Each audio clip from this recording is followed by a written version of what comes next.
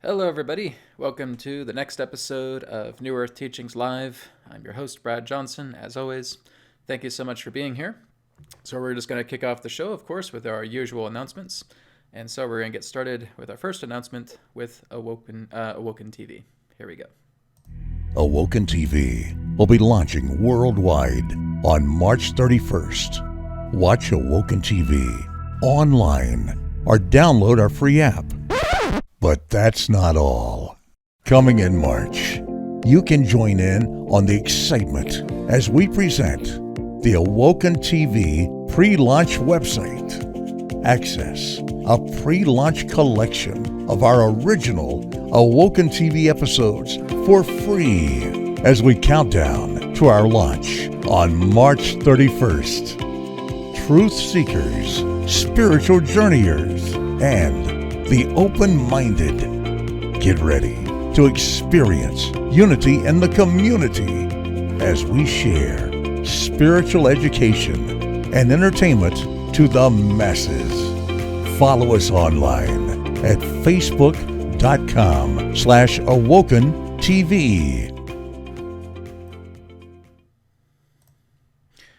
All right, so Awoken TV is looking for teachers. We have a little over a dozen teachers so far, and great teachers that are going to be providing content for Awoken TV once we move into our rollout on March 31st. And of course, on March 8th, we're going to be creating the pre-launch website, which will be showing some sample content, some sample episodes of what's in store for Awoken TV. It's going to be really exciting. I'm going to be doing 3 shows. One is Messages from Seth, second is Insights with Adronis, and third is one called The Awoken Path. And those kind of are going back to my my whiteboard videos in that way.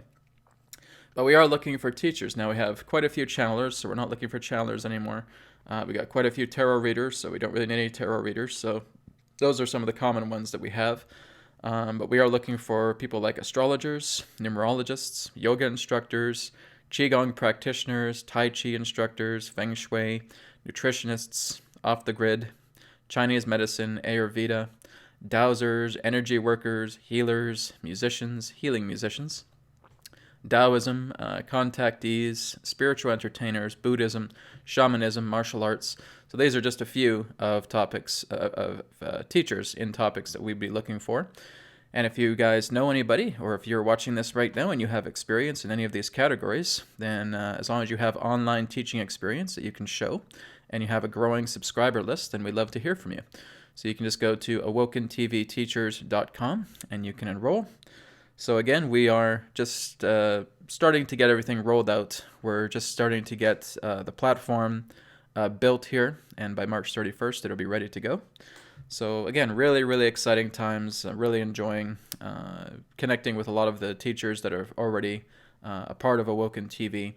And so again, if you or anyone you know has experience in these categories that has an online presence and a growing subscriber list, we would love to hear from them. So, moving on to our next announcement.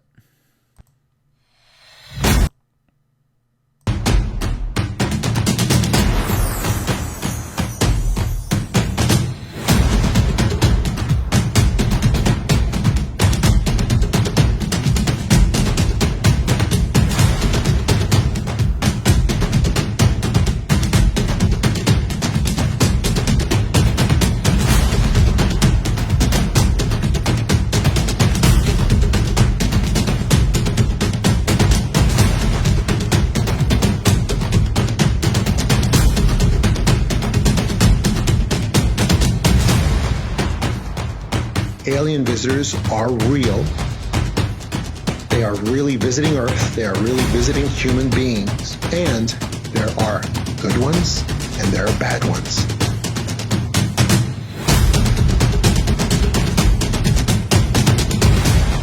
Your own sun is calibrating constantly for a set of instructions that interact and transmute together with your DNA.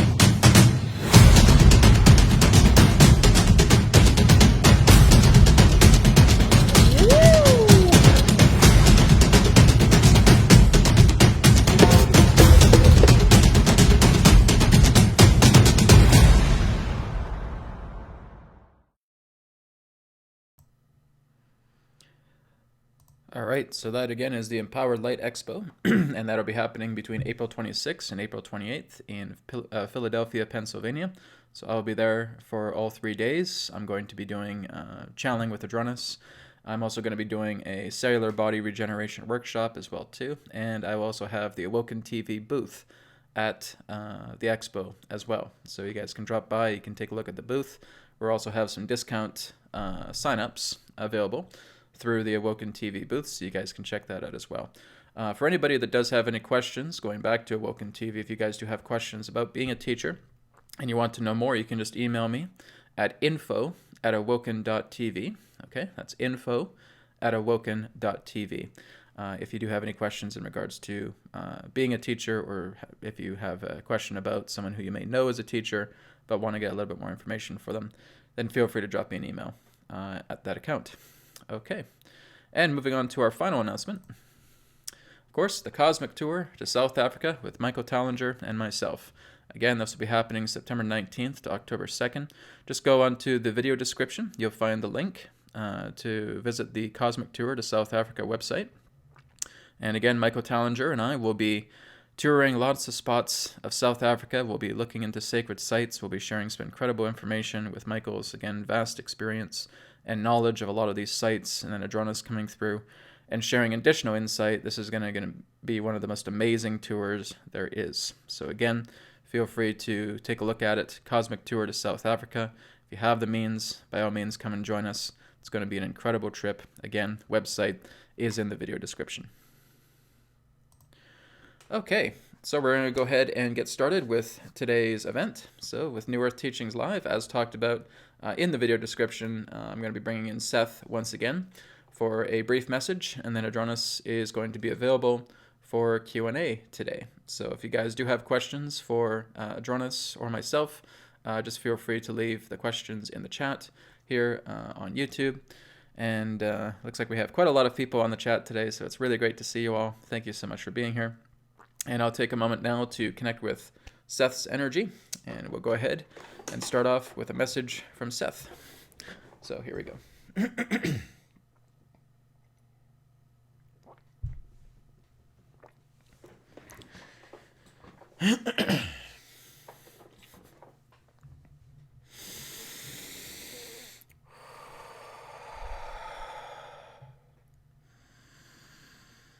In your creaturehood of humanity, the times of you feeling separate through the state of physical illusion, through the idea of matter, that there is you and him and her and the other, will be transitioning. And there will be a new dimension that each and every one of you will experience as you move into this new realm that awaits you. In time for these changes to occur, you will see great unfoldment ensue as those who you commonly see, feel, taste, touch, smell, those in your life who are precious to you, you will see them in deeper context. For you are moving into greater alignment by feeling each as yourselves. You must know that your cells, your molecules, your atoms, your subatomic particles are always speaking to you. And that when you learn to listen to them, you move past the primal creaturehood, and you see with many eyes. You hear with many ears. You smell with many nostrils. You taste with many tongues. You touch with many fingers. This is a time where the God within you stirs, for it has been dormant for too long. Is there any reason why you should ignore what exists within you any further? What shall be your course that you set? The sails that are unfurled and the waters you sail upon. For they can be as rough and as violent as you term them to be, or they can be eased and flowing with the current that will take you without resistance where you belong. You concern about your earthly affairs, and again, concern about the caring of others, and that the caring of others is only there to show you self-care that is shared in overall care for the other. To care for yourselves is to care for the others. That your emotions, again, will guide you. They exist as these gauges telling you what you must focus upon, concentrate, and as you do, the fog will lift. I tell you these things because you do not slumber. You are never absent from the moment. You do not slumber as consciousness, for it is ever awake, aware, all-knowing, all-seeing, all-being, and it is you in the same. How can you be aware and awake? By knowing that you are aware and awake. To realize is to feel every moment, is to be everywhere, is to be everyone, yet at the same time be no one, nowhere in this moment. When you understand this, you have bonded with the cells, the molecules, the atoms, and the subatomic particles, and you understand.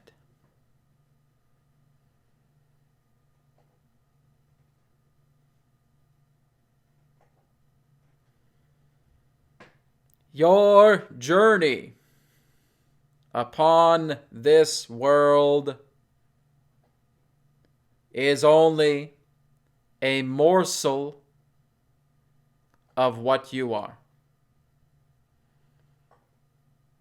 Tying into the physical body, the creaturehood, is only again a small morsel of what you are. You have not yet even discovered what life is yet. You have only attempted to understand how to cope with creaturehood. And it is time for many of you to leave that energy of physical containment behind. To see what you are. And to let go of that which hinders you and beckons your call towards all knowing, all seeing, all being. For it is not about matter. It is not about measurements of your physical plane that identify reality. You play with the surface.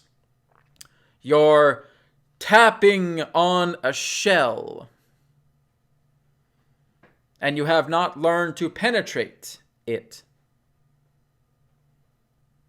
To penetrate it is to know God. To enter yourself and realize beyond creaturehood what you are, that is God.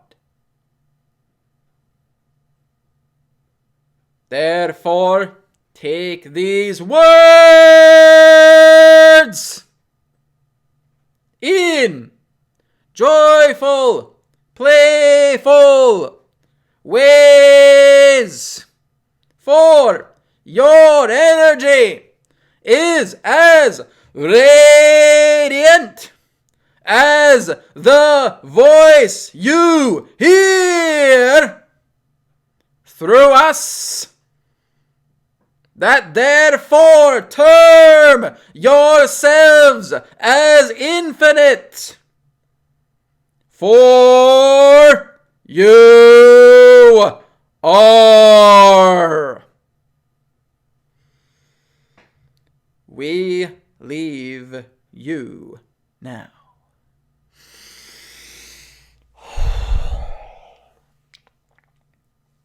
All right. Wow, that is powerful, powerful, powerful Sethness. All right. Well, thank you very much, Seth, for coming through. I appreciate it. That'll stretch out my vocal cords for the day. So thank you, everybody, again. So we will take a moment to look into the Q&A. If you guys do have Q&A for myself or for Adronis. Again, Seth isn't doing Q&A at this particular time. I'm still working on his frequency. He has a very powerful, loving, beautiful energy, but I'm still in practice with him. So hopefully at some particular point he will come through and he will share some Q&A with all of us.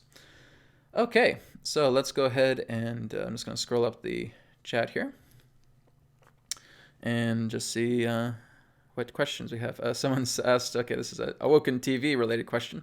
Earthly Experience asks, do teachers get paid? Well, they get commissions in that way, yes. So basically they would get commissions from the people that they refer to Awoken TV who become signups. And there's also the 50% net profit that is generated through Awoken TV on a monthly basis. That 50% net profit is the profit pool, and that goes towards teachers through what's known as a revenue per minute system and watch time. So that is basically the answer to the questions. So yes, there is certainly a revenue sharing and commission-based structure for teachers. So yes, it is payable. Okay, so thank you for asking that question. I forgot to mention that during the announcements. Okay, so let me just scroll down the list here.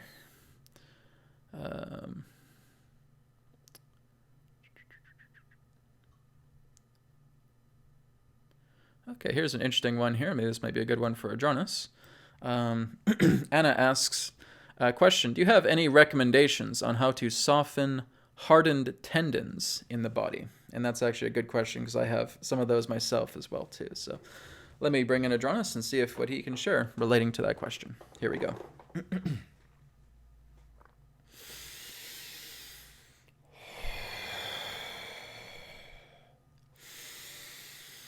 Terra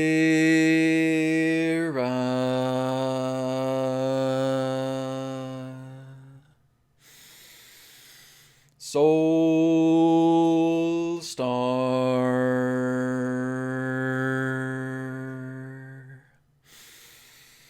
Sirius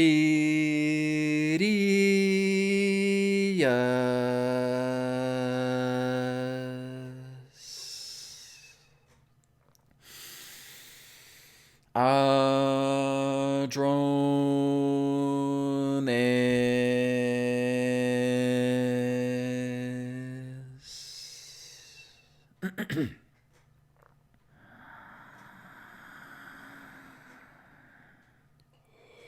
We are here at this time. We bid you greetings and thank you very much for the opportunity of this interaction today. I am Adronis of Sirius. We send all love, appreciation, and gratitude to those who are tuning in to this broadcast through your internet collective consciousness.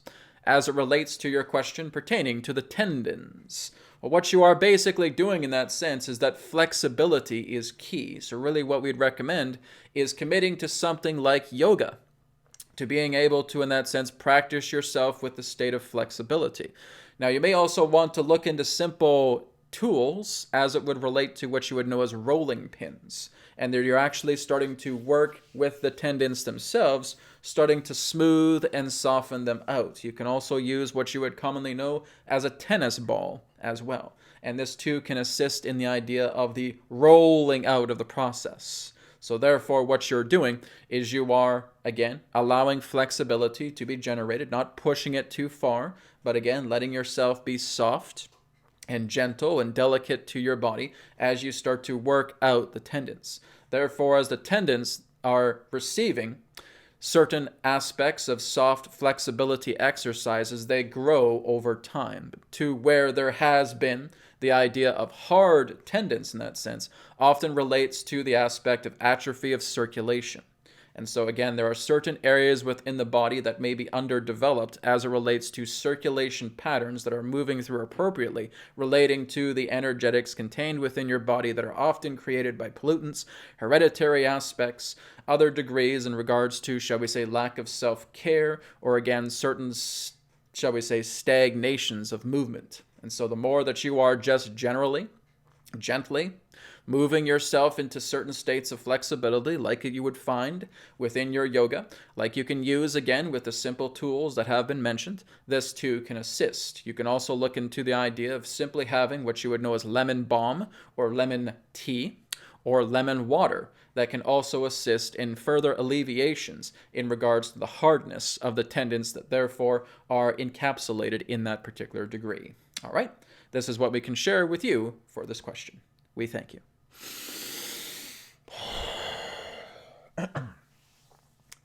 Okay, great. Thank you. All right, and I got 11 CHF from M question mark. Very good. Thank you so much. So you wrote, hi, Brad, Adronis, and Seth. I have a question for Adronis. Is God and source energy the exact same frequency in your perception? Is the and fake God then you? Big hugs. Okay. Maria. Thank you, Maria. Thank you for your donation. So let's see what Adronis says about that. So again, Seth doesn't take Q&A, but I'll see what Adronis has to say regarding the idea of God and source energy and if they're the same frequency. All right, one moment.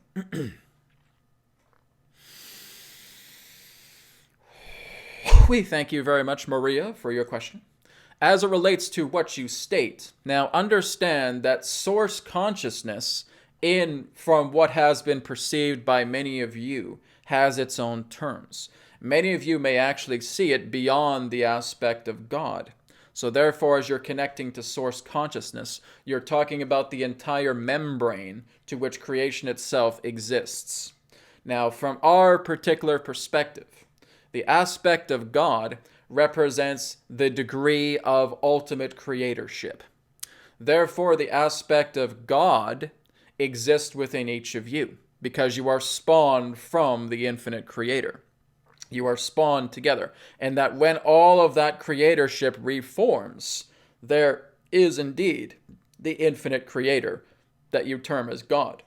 So that would represent the aspect of creatorship. Now, from our particular perspective, God is not the ultimate state there is. No.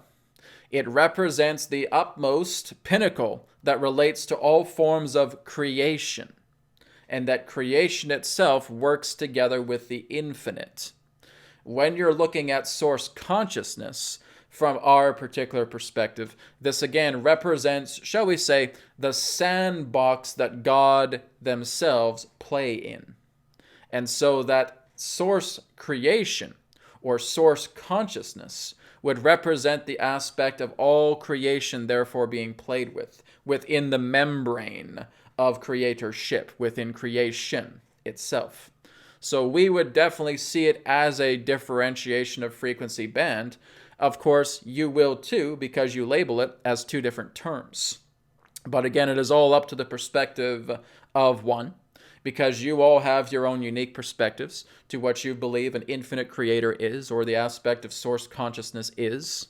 And then, of course, we have the absolute, to which the absolute has no form. It has no aspect of expression. It is complete and total silence. It is empty void. It is changeless. And that would represent the absolute. That would represent, shall we say, the ring that exists just beyond source consciousness. So source consciousness would represent the creative dynamic. The aspect of infinite creatorship, or the aspect of godhood, would be within the aspect of source consciousness that is utilizing the aspect of its own consciousness to create, to develop, to express itself. That is how we would see it in this particular context. So to answer your question, yes, we certainly would see it as two different vibrational frequencies. We thank you very much. Okay.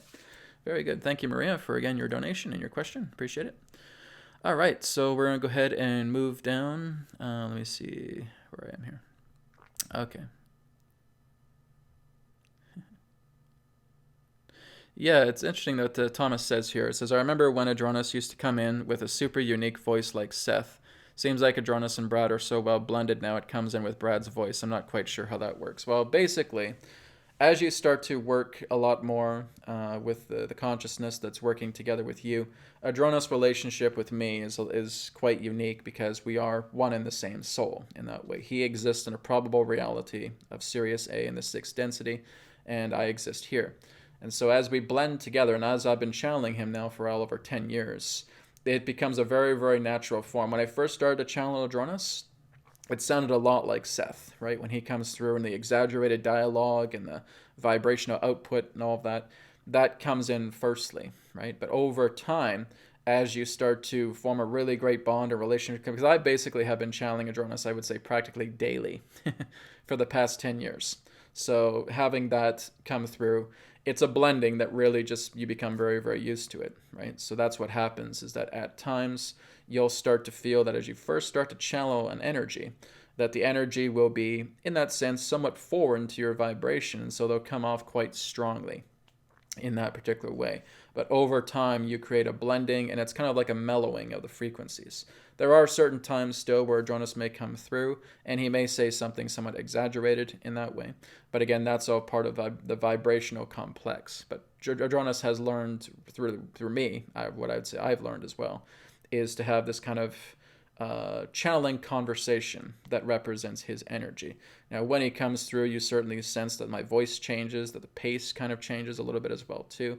And that's the interaction of the blending of consciousness between him and I. When Seth comes through, it's very, very different because, one, I'm still very, very new to channeling him. Two, that's more so his function. His function is that he is meant to be very exaggerated, and he talks very much in his own personality. So there's a lot less of my personality that is coming in, and there's a lot more of Seth's personality that's coming in when he comes through, because he communicates with me clairaudiently, right? So he doesn't do the claircognizant aspect that Adronis does. Adronis and I blend. Seth and I don't, right? So it's kind of like 90% him ahead here, 10% me is back. And so he's coming in and he's sharing this, and it's all coming in clairaudiently. So that's where the frequency, especially with the elevation of his voice as well too, is a lot more different from what I often share with Adronis. So again, very good question, Thomas. Thank you for bringing that up, because that is a good ponderance as well too. Okay. So here's one here from Tiffany. What do you do when being triggered so that it keeps re-traumatizing you and you can't seem to move on and heal because of this intensity? I feel I am slipping into insanity. Okay. Well, thank you, Tiffany, for your question. Let me bring Adronis in, and he can share information with that.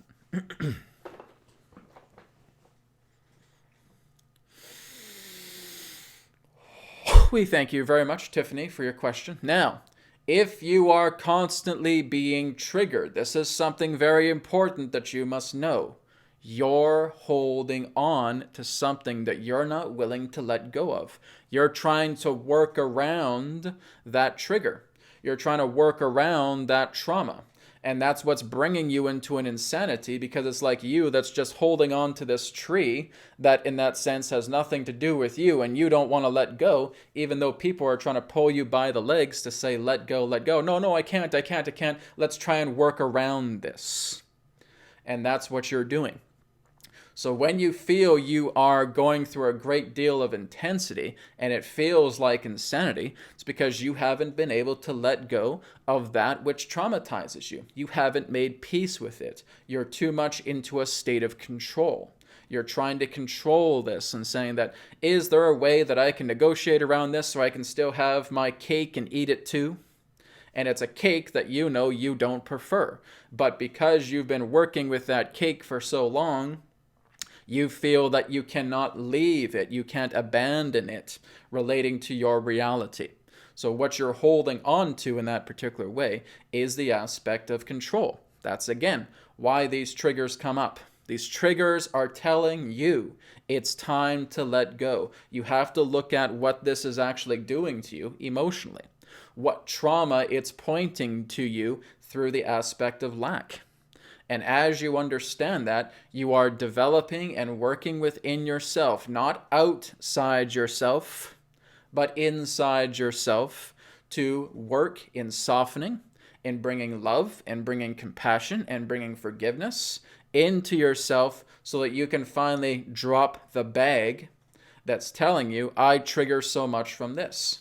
The triggers are just a gauge. That's how when you become triggered, it's emotion. Emotion does that. Emotion creates this aspect of trigger. But many of you can be afraid to look at this because, again, you're afraid to think that this is going to upset your identity. This is going to help you to lose your identity. And yes, that's exactly what it's going to do. It's attempting to show you the new person that you can become by holding on to something that you don't prefer, but you're afraid to let go of it because you've held on to it for so long because of identity-based understandings. So This is where you need to be soft upon yourself, gentle upon yourself, bringing love, bringing compassion, bringing forgiveness towards that trauma that the trigger is pointing you to. Why do you think they call it a trigger? They call it a trigger because it's something that's being set off to let you know that a trauma is here. The trigger, again, is just that setting off point that's letting you know it is a sign that's just coming down and says, look over here, here's a trauma. You haven't dealt with it. You're trying to control everything. Let go of the control. Stop holding on to something that you don't prefer. And now start to work with your love, your compassion, your forgiveness by being soft within and allowing that energy to, therefore, drop so that you can become a new person. That's why these triggers are here. That's why you have these emotional upsets. That's why you have these intensities that feel like insanity, because you're holding on so much. It's like being electrocuted and you feel you can't let go, and you're only being electrocuted because you're holding on to the bar that's actually electrocuting you. Let go of it. Then when you let go of it, you're not being electrocuted anymore. You're not going through the insanity anymore. But you have to convince yourself the ability to get the ego out of the way and allow this trigger, this trauma, to be nourished back with love, compassion, and forgiveness, so that you can therefore become this new person that your true self wants you to become. That is the understanding. All right? Thank you.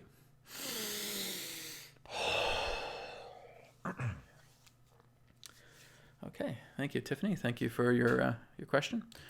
Okay, and I got something else from Diana. Diana, great, a nice donation there. Thank you so much. It says, love to you, Brad. See you in South Africa. Yes, that'll be in September. So thank you very much, Diane, for that wonderful donation. I appreciate it. I'll see you there. I do have a private session with you then. So, so again, the South Africa tour, if you guys can, feel free to check it out. It's going to be really amazing. I'm looking forward to it. I'm going to be going to Cape Town in South Africa as well, too. I'm going to be doing live sessions there as well. But again, we need you guys to join us, right? So we have about 30 some odd spots for the tour. So if you guys have the means, come and join us. You won't regret it. It's going to be a life-changing situation, a life-changing adventure. Certainly going to be a life-changing experience for me as well, too. So I'd love to experience with lots of you. Okay. So going down the list here.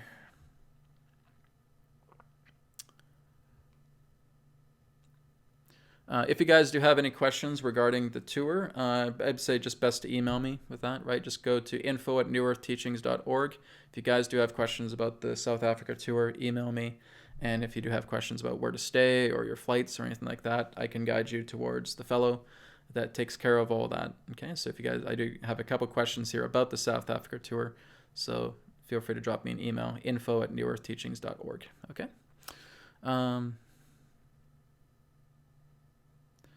Okay, here's an interesting one from Ritzy. Ritzy says, why and how is dairy not in alignment with spiritual path? Does it block ascension? Does veganism allow balanced diet? Okay, so let me bring Adronis in for that one.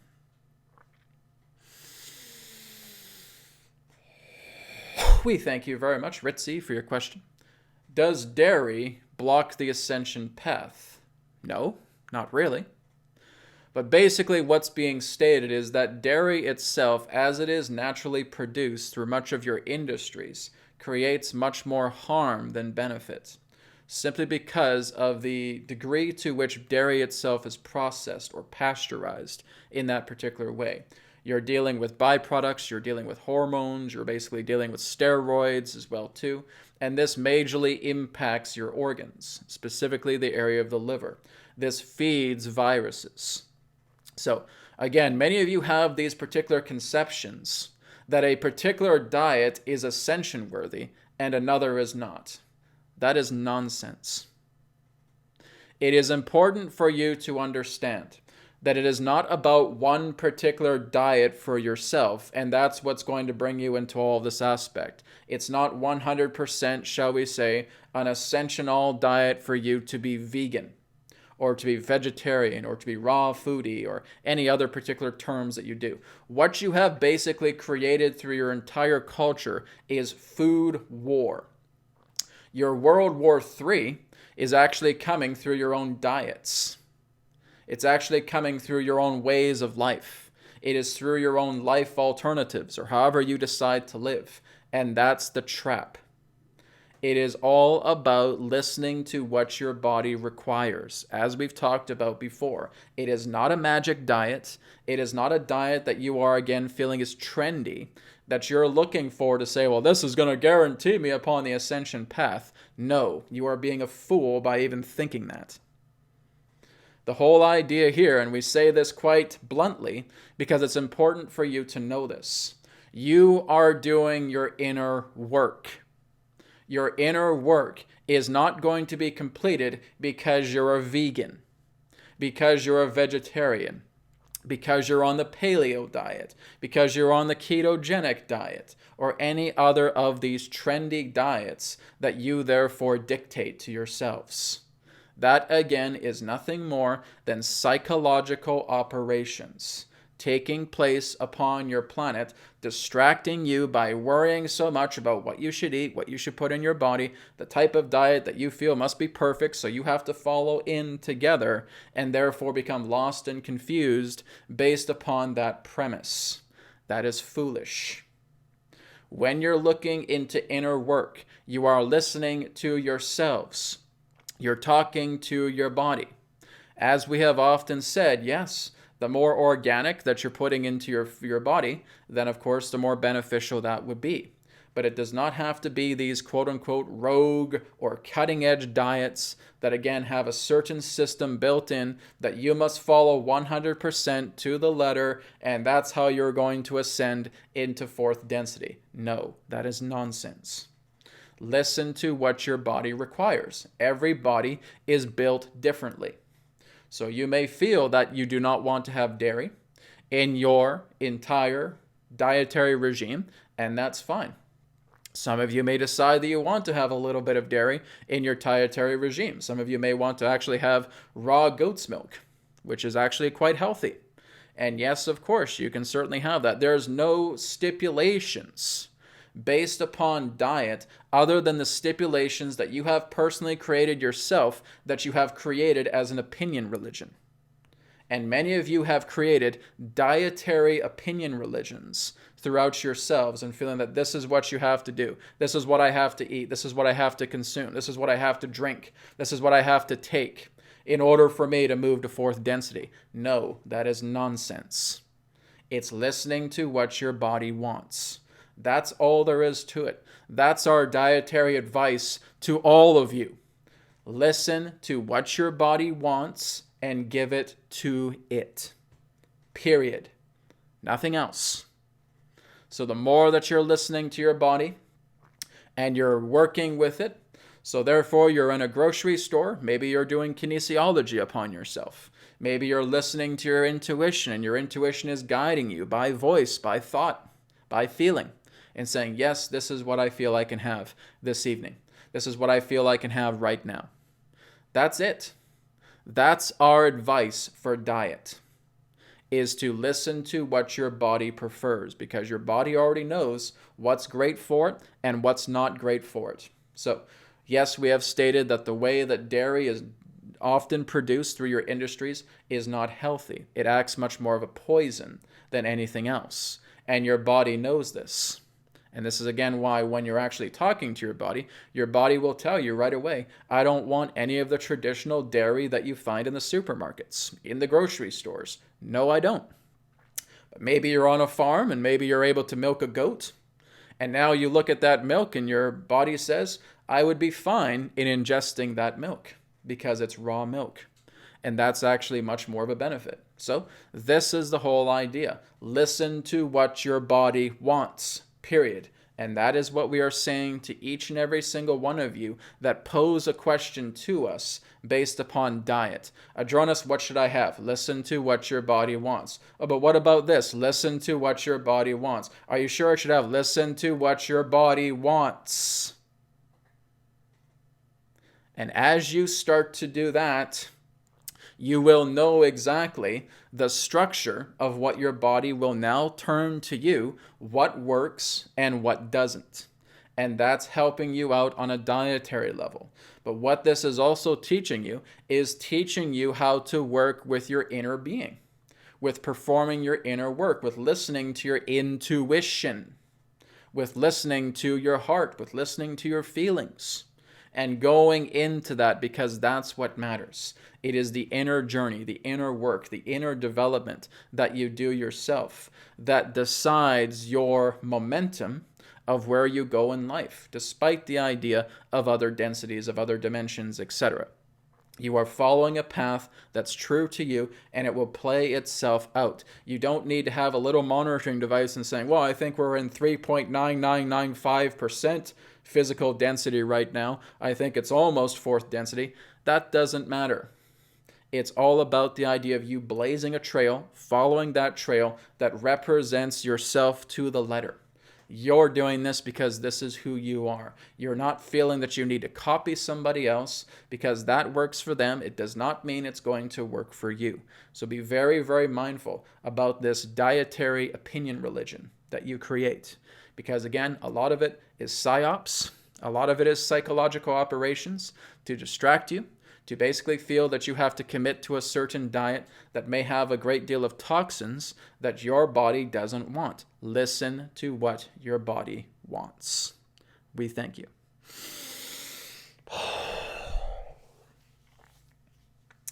Okay. That is great advice too, because I get caught up in those little dietary things as well. So yeah, got to get past the dietary opinion religion. So like I said, it's all about what Adronis has been sharing about just tuning into your body, listening to what your body wants. Your body is an incredible device, right? When you go into a grocery store and you're looking around and saying, oh, what does my body want? Now you're creating an interface. You're being a bridge between yourself and your body to discover exactly what food is good for you to eat. And that's really the whole idea, is getting past these whole trendy aspects of psychological operation-based diets and moving into something that's true and heartful for your body to have. Okay? All right, moving on. Okay, so I might just cover this one. This one is from Slush Guppy. Love the name.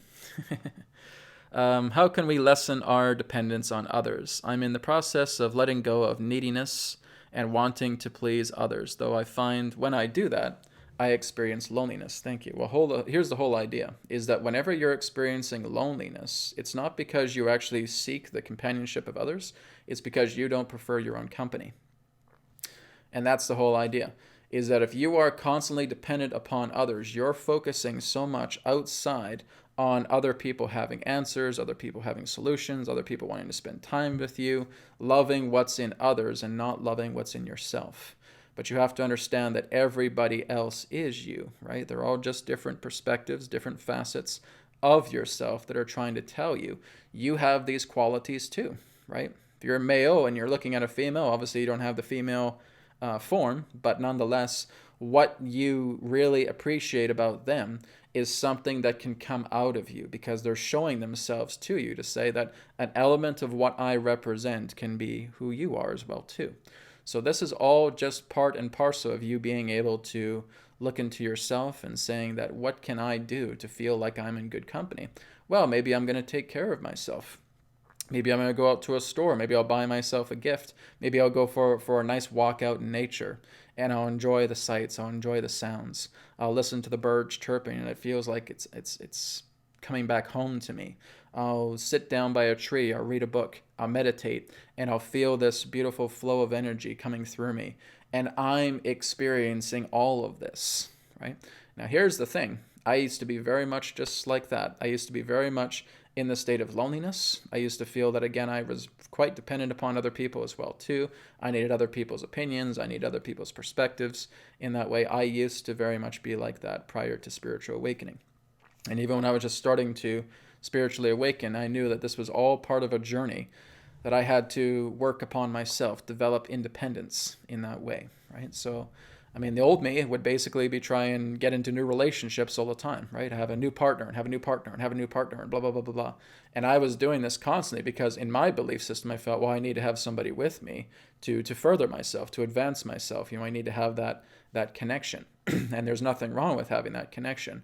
But you create that particular state of flaw within yourself because you're telling yourself you're not enough, you're inadequate, and everybody else that's around you is fully adequate. So you need to bend yourself to their will.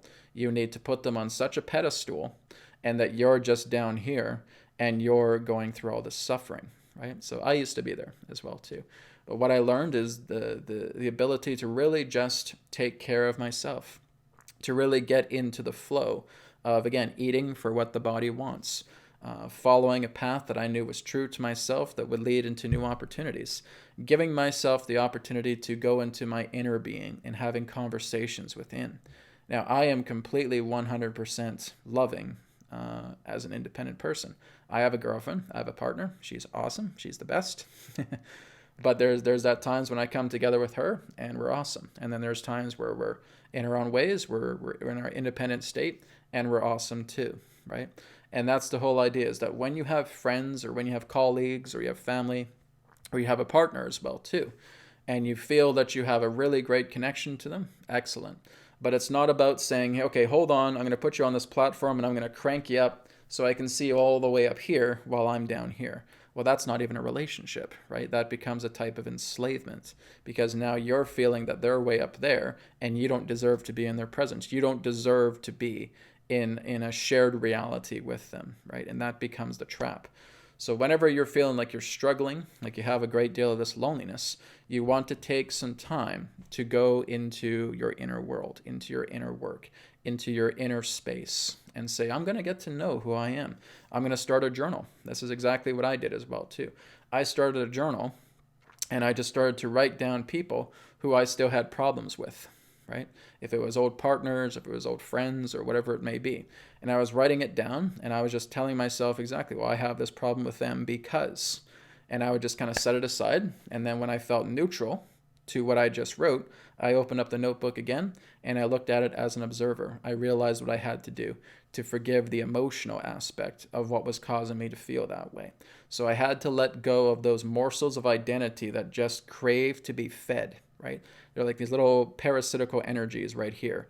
And they're like just glowing and throbbing and saying, come on, stimulate us, right? Give us all this energy, give us your time, give us your energy, give us your focus, because you don't matter, right? So you want to make sure that what you're doing, just by using a simple notebook and just writing down hard times that you've had with other people, and then neutralizing yourself and being able to become completely observant of that and discovering solution, and you apply that solution, those glowing, throbbing, parasitical energies are gone. They're not there anymore because they have nothing left to feed on. So what you're basically doing here is being able to look very, very deeply into yourself and look into your woes, look into your hardships, look into your challenges, look into people that you may have had a hard time being able to bond with or connect with, and just being able to write these out as honestly as you can, and then just put your book aside. And when you're neutralized, come back to it, and then just start writing down observational notes about it. Okay? This is helping you to explore yourself, right? Some people can also do this in meditation. That too will work as well. But you're being able to bring forgiveness to the emotion of what has happened between that encounter. It's not about forgiving another person. That's the whole idea. That's one of the biggest things that we often forget, is that if a person has hurt you, you don't have to forgive that person. Okay?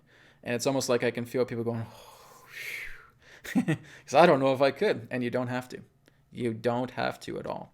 What you're here to do is you're forgiving the emotion. You're forgiving the emotion that's caused you to feel this way. So what you're doing is you're looking at the entire situation as an element to what has produced that emotional state, what's produced that trauma, what's produced that lack.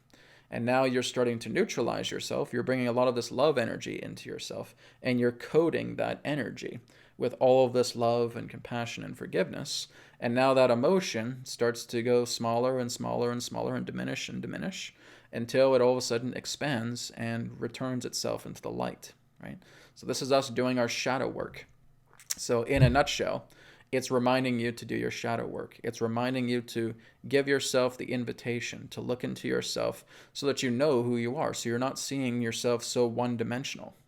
as a person who's just has eyes, ears, nose, mouth, a body, legs, arms, and just walking around your reality, trying to find out what everything is about outside. You will get lost by doing that. I can guarantee you that, because I was lost by doing that. Looking outside, trying to stimulate myself with everything external, external, external. That will get you nowhere. It'll confuse you. It's like wandering an endless maze. Spend some time inwards, right? So create a notebook, meditate, whatever you feel works best. But you're looking to make peace with all these emotional states of yourself that tell you, I'm lonely because I reject myself. I don't feel I'm good enough to get to know myself.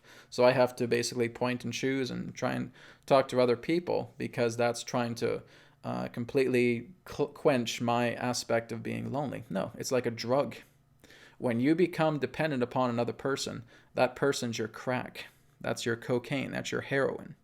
When you're constantly relying upon other people and being hopelessly dependent upon them, you're a drug addict, basically would be the best way to put it. And so your drug really relates to the idea of dependency. I need this person to take care of me. I need this person to guide me. I need this person to tell me what to do. And I get a few clients like that at times as well too. And it's not their fault. It's just the idea that that's what they have developed through themselves, is feeling that they have to be so dependent upon a person that they don't even hear the sound of their own inner voice anymore. It's always about somebody else. And again, that too is a big psychological operation. It's what a lot of us are taught, in saying that if you don't know the answer, then rely on somebody else who will do it for you. If you can't take care of yourself, then go and find somebody who will take care of something for you. No, those are traps, right? Work with yourself, develop yourself, go into your inner being and get to know who you are inside. And that's the antidote to that loneliness. Okay? Thank you very much, Slushguppy, for your question. Okay, so we're basically coming up here in the last 5 minutes, so we're probably going to take one or so more questions here.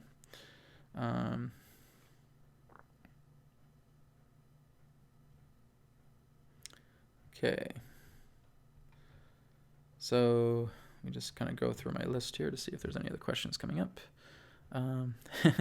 Aaron says, being alone is a luxury for me. Okay. Well, here's the thing, is I wouldn't really call it being alone, because I really just look at it in the state of solitude, right? Like, here I am in my own space. Am I alone? No.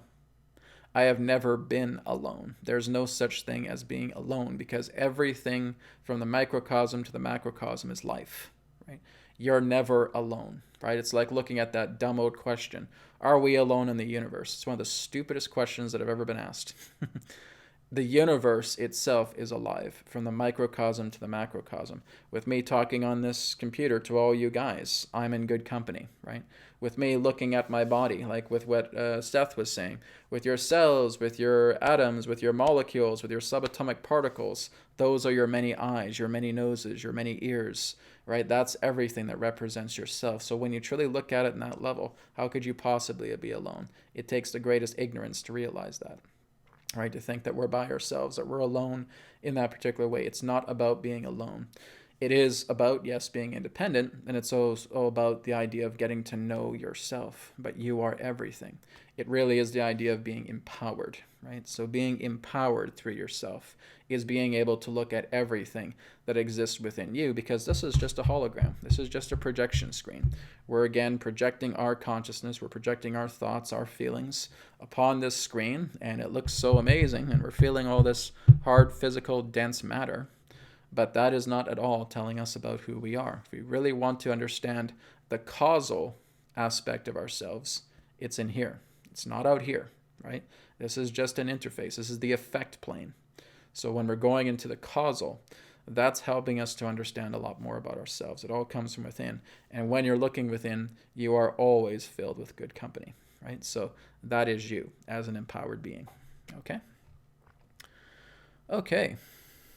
So guys, I think we're going to wrap up this episode of New Earth Teachings live today. Thank you so much, everybody, for joining me. Actually, maybe I'll see if I can take a quick question here before you leave. I got one question here. But yeah, we'll end on Adronis. How about that? Robin asks, hi, Brad. What does Adronis say about common dreams? My partner and I have had 3 identical dreams at the same time on 3 different occasions. Good question. So we'll end on this question. Thank you, Robin. One moment as I bring Adronis in.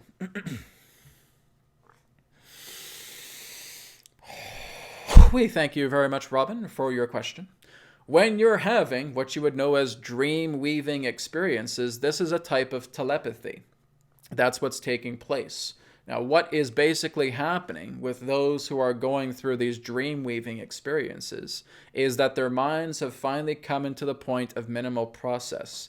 There are not a bunch of thoughts that are flooding their minds, and therefore the connections for you on an astral level that connects between yourself and others will therefore form a dream space, and that there is a telepathic dialogue because in relationship to what that dream is telling you, there is a mutual experience that includes all three of you in this plane to get an understanding of the relationships that you will also forge together in this physical reality. So you're basically tuning into a telepathic dream space, and that's what dream weaving is. It's the idea to connect together with each other, and you're therefore having these identical dreams because that is a direct dialogue. So this is not quite a quote-unquote common lucid dream, or shall we say common form of vivid dream.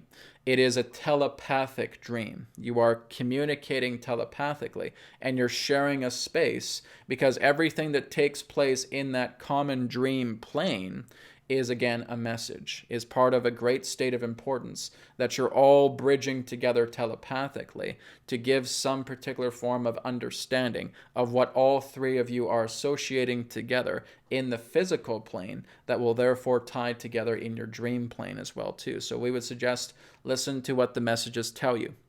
Listen to what is being shared within this dream weaving space because it does involve all three of you, and it is all part of a mutually exclusive communication and experience that is coming forward that involves the three of you in a great state of importance based upon what the message itself is attempting to convey for you to pay attention to. All right. We thank you all for the opportunity of this interaction and for your questions. We will now conclude and return to the conduit. Goodbye for now.